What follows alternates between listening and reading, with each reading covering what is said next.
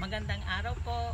Ngayong araw po na ito, pag-uusapan po natin kung paano maparami ang ating mga alagang native na manok. Makakatulong po ito sa pagunlad ng ating manukan. Tara po, simulan na po natin.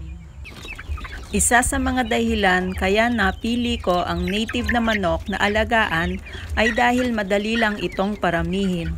Bukod sa marami silang mangitlog, mataas ang kakayahan nilang maglimlim. At kahit ano pa ang panahon, consistent silang mangitlog.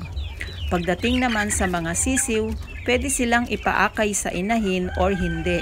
Sa pagkain naman, di rin sila maselan. Bago po pala ako magpatuloy, ang mga ideya at pamamaraan na aking ibabahagi ay base lamang sa aking karanasan at personal na research sa pag-aalaga ng native na manok. Disclaimer lang po. Ang manok ay nagsisimulang mangitlog sa edad na 5 hanggang 6 na buwan. Bilang paghahanda sa inahin ko sa cycle ng kanyang pangingitlog, binibigyan ko siya ng balat ng itlog. Ang mga balat ng itlog ay hinuhugasan kong mabuti at binibilad sa araw hanggang matuyo. Then, dinudurog ko itong mabuti at sinasama sa pagkain nila.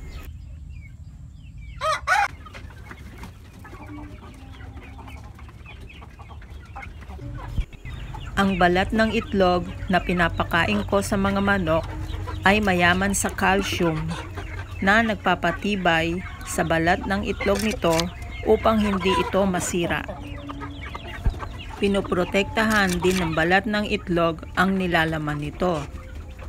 Magiging malakas at mataas ang kalidad ng sisiw na nasa loob nito. Kailangan din ng mga nangingitlog nating manok ang tamang nutrisyon. Mga mahalagang nutrients katulad ng amino acid, vitamins, minerals at protein na tumutulong sa reproductive system nila para malusog ang pagbuo ng mga itlog nila.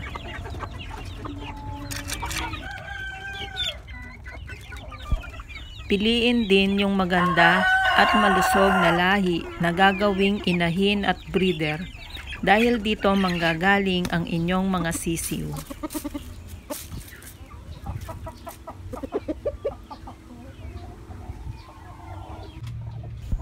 Kapag naman naglilimlim na ang ating mga inahin na manok na inaabot ng more or less 21 days, kailangan po nating protektahan ang pugad at ang naglilimlim na manok upang patuloy ang pagdevelop ng mga sisiw sa loob ng mga itlog. Lalo na kung panahon ng tag-ulan, iwasan na mabasa ang mga itlog. Palaging i-check ang mga itlog kung maayos ba ang mga ito. Pinaakay ko muna sa inahin kong to ang kanyang mga sisiw. Dahil halos magsasabay sila ng isa ko pang inahin na magsisisiw, kaya hinayaan ko muna siyang akayin niya ang kanyang mga sisiw. At total, maganda naman ang panahon, kaya't maganda ito para sa mga sisiw para lumaki sila at maging malakas. Base sa aking obserbasyon, ang inahing manok ay matagal na magsimula ulit ang cycle ng kanyang pangingitlog kapag pinaakay ang mga sisiw niya. Nirekomenda sa akin na paliguan ang inahin para kaagad itong mangitlog. So, 2 weeks after niyang matapos ang paglilimlim ay pinaliguan ko siya.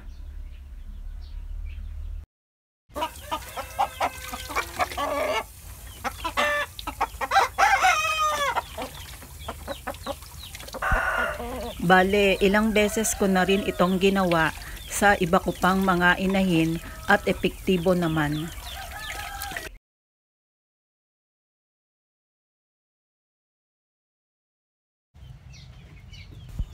Dito naman, second day na ng pagpisa ng mga itlog niya. Nakalimang sisiw na siya kahapon. Ang mga 5 sisiw ay kinuha ko at nilagay ko sa brooding cage. Hinihiwalay ko agad ang mga sisiw sa inahin dahil kapag nagutom ang mga naunang sisiw na napisa ay magyayaya na ang mga ito na lumabas. So maiiwan yung mga itlog pa lang. Tsaka minsan naaapakan at napapabayaan ang mga bagong pisang sisiw. Today, nakatatlong sisiw siya. Bale, kukunin ko ulit ang mga ito at ilalagay sa brooding cage. Hihintayin ko ulit ang mga natirang itlog kung mapipisa pa hanggang bukas. Dito sa paraan kong ito, maiiwasan ang pagkapilay at pagkamatay ng mga bagong sisiw. Chine-check ko ang mga naiwang itlog kung buhay pa ang mga sisiw nito sa pamamagitan ng kung mainit pa ang mga itlog, ang ibig sabihin ay buhay pa ang mga sisiw na nasa loob nito.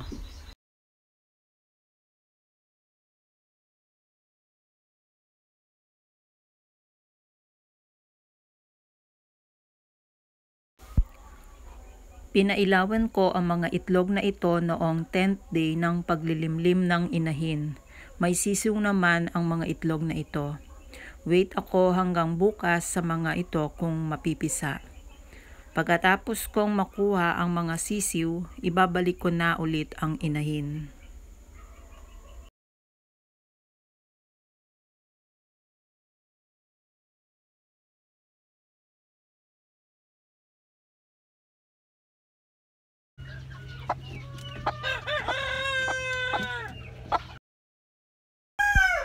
Ang inahin ko naman, kapag may nakikita pa siyang itlog sa pugad, ay patuloy pa niya itong lilimlimin hanggang 3 araw.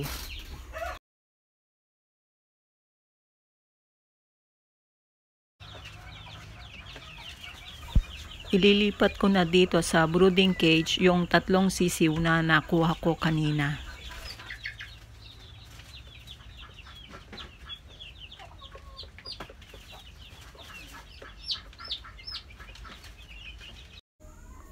Heto na yung mga sisiw, bale 8 silang lahat. Kung mapapansin nyo, may 2 kulay brown na sisiw. Sila yung 2 itlog na galing dun sa isang inahin. Dahil marami siyang mag-itlog, hindi niya kayang limlimin lahat o yakapin yung lahat ng itlog niya. Kaya kumuha ko doon para ilagay dito sa isang itim na inahin. Ang inahin naman na native na manok ay mabait.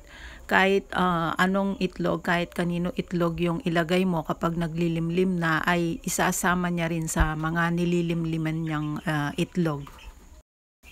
Kapag nailagay ko na lahat ng sisiw sa brooding cage, pinoprovide ko sila ng init na galing sa dilaw na bombilya na 25 watts.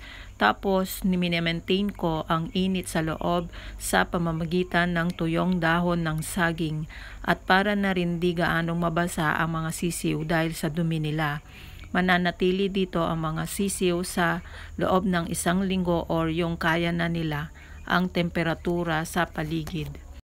Binibigyan ko rin sila ng sapat na pagkain at tubig para inumin.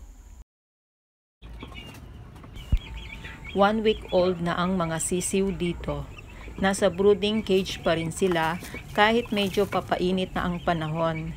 Bigla kasing lumalamig sa madaling araw kaya hinayaan ko muna sila dito. Mga ilang araw pa silang mananatili dito at ililipat ko na sa mas maluwang at well-ventilated na kulungan. Ito po ang mga pamamaraan at ideas ko sa pagpaparami ng mga alagang native na manok. Huwag niyo po palang kalimutang mag-like at mag-subscribe sa channel ko. Marami pa po akong interesting topic na isi-share sa inyo. Maraming salamat po.